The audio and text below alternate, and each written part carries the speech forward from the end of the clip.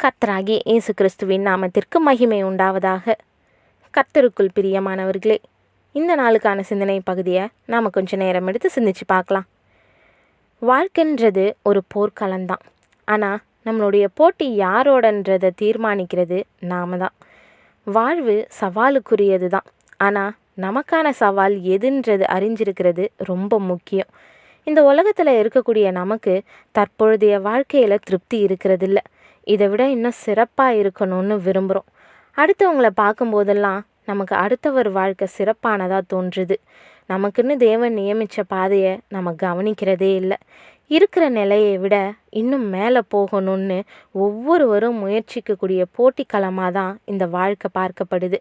இக்கரைக்கு அக்கறை பச்சைன்றது போல் நாம் நம்மளுடைய வாழ்க்கையின் பாதையை கவனிக்காமல் அடுத்தவங்கள பார்த்து அந்த வாழ்க்கை தான் சிறந்ததுன்னு நமக்குள்ளேயே சிந்திச்சு அவங்கள போல் நாமளும் இருக்கணும்னு பிரயாசப்படுறோம். மற்றவரை விட நம்ம மேன்மையாக இருக்கணும், மற்றவரை விட நாம் சிறப்பாக இருக்கணும்னு நம்ம விரும்புகிறோம். தேவன் எல்லாரையும் மிக சிறப்பாகவே படைச்சிருக்கிறாரு. நம்ம ஒவ்வொருவரும் ஒவ்வொரு நோக்கத்துக்காகவே தான் இந்த உலகத்தில் உண்டாக்கப்பட்டிருக்கிறோம்.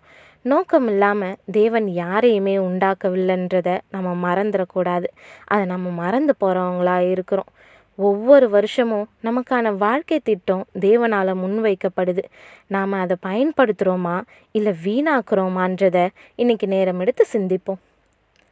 ஒரு நாள் வழக்கம் போல் நான் ஜாகிங் போயிட்டு இருந்தப்போ எனக்கு முன்னாடி கொஞ்சம் தொலைவில் ஒருத்தர் ஜாகிங் பண்ணிக்கிட்டு போயிட்டு இருந்ததை நான் பார்த்தேன். அவர் கொஞ்சம் மெதுவாக ஓடிக்கிட்டு இருந்தாருன்னு எனக்கு தோணுச்சு.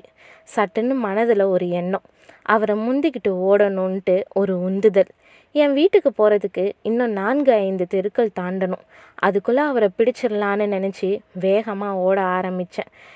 மெதுவாக அவரை நெருங்கிக்கிட்டே இருந்தேன். அவரை முந்துறதுக்கு இன்னும் சில 100 அடிகளே தான் இருந்துச்சின்னு என் வேகத்தை சட்டுன்னு கூட்டினேன். இப்போ என்னை பார்க்குறவங்க நான் ஏதோ ஒலிம்பிக்ஸ் பந்தயத்தில் கலந்துக்கிறதுக்காக பயிற்சி எடுக்கிறேன்னு நினப்பாங்க. அவரை பிடிச்சிடணுன்ற முடிவோட ஓடி அவரை பிடிச்சிட்டேன். கடைசியில் உள்ளுக்குள்ளே ஒரு பெருமிதம், அப்பாடி முந்திட்டேன்.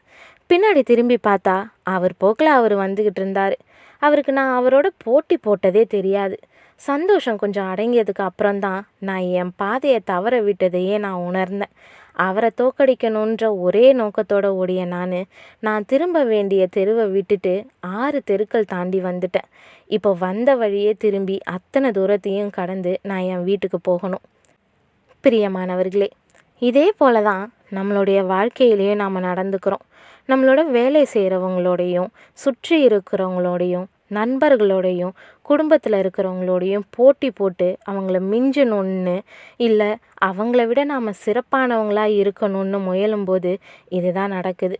நம்மளுடைய நேரத்தையும் வல்லமையையும் மற்றவங்கள விட வெற்றிகரமானவங்க இல்லை சிறப்பானவங்கன்னு நிரூபிக்கிறதுலேயே செலவழிக்கிறோம். நம்மளுடைய பொறுப்புகளை நம்ம மறந்து போயிடுறோம். நம்ம பயணம் செய்ய வேண்டிய பாதைகளை மறக்கிறோம். நமக்குன்னு கர்த்தர் கொடுத்துருக்கக்கூடிய வேலைகளை செய்ய நம்ம தவறுறோம். இந்த மாதிரியான ஆரோக்கியம் இல்லாத போட்டி, முடிவில்லாத ஒரு சுழல்.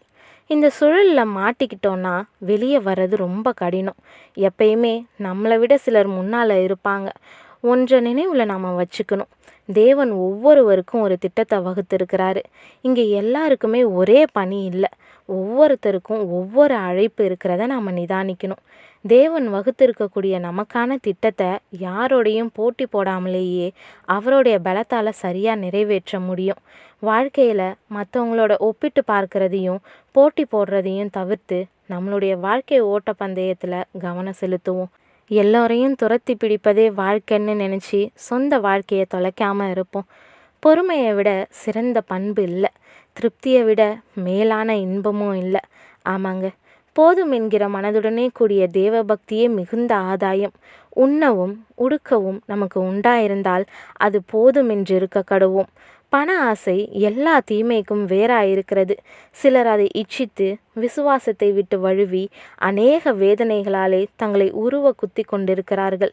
நீயோ தேவனுடைய மனுஷனே, இவைகளை விட்டோடி நீதியையும் தேவ பக்தியையும் விசுவாசத்தையும் அன்பையும் பொறுமையையும் சாந்த குணத்தையும் அடையும்படி நாடுன்னு 1 தீமோத்தேயு 6வது அதிகாரத்தில் நாம் வாசிக்கிறோம். நமக்கான பாதையை தேவன்கிட்ட கற்றுக்கொள்ளலாம்.